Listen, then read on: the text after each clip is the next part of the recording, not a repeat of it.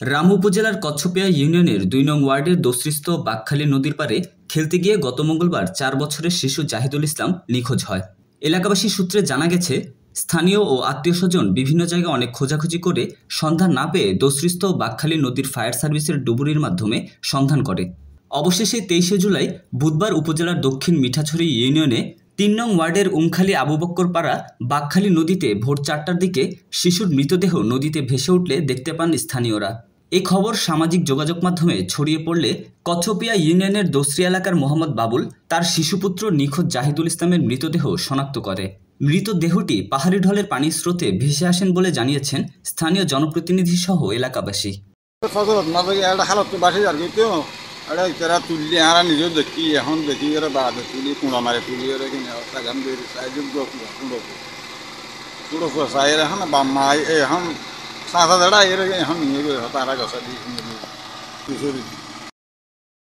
আর একবার প্রথমে 3 কদর আদানের সময় মানে হালান চাই এই সিস্টেম করে এসছি 4 জন,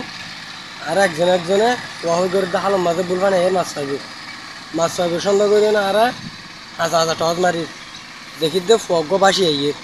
ও ফুতুলের সিস্টেম করে উঁতে তাইয়ের এই সিস্টেম করে উঁতে তো না এর হালকা করে 10,000 দে ডাক্কান 10,000 তখন এসব মজা। আর 3 জন একসাথে টস মারছি শাল হারা দেখা গিয়ে যাই যেতে হ্যান্ডম্যান লগ পাইম বলে মনে করি সদ্দূর দূরে যাই যেতে ও যখন লাসিবে তখন দূরে তার গই আর বাদ যায় সদ্দূর বাসার গো লই লম্বা বাস ইবা দিয়েও লগ না পায় তখন এর পরে যাই আর না বাসার তিন বাস লই মানে আর হাল সময় দার্ঘ ধরে দিলে পুরা বাস লই না তখন একসিনে ফানিলামি তখন যখন দূরে গিয়ে একসিনে ফানিলামি ওরে টানি লানোর পরে দেখি দে মানুষ প্রথমে কিন্তু মনে করছি দে ফুতুল এরপরে আরো 4 জনে ওর পানি হাতে টানি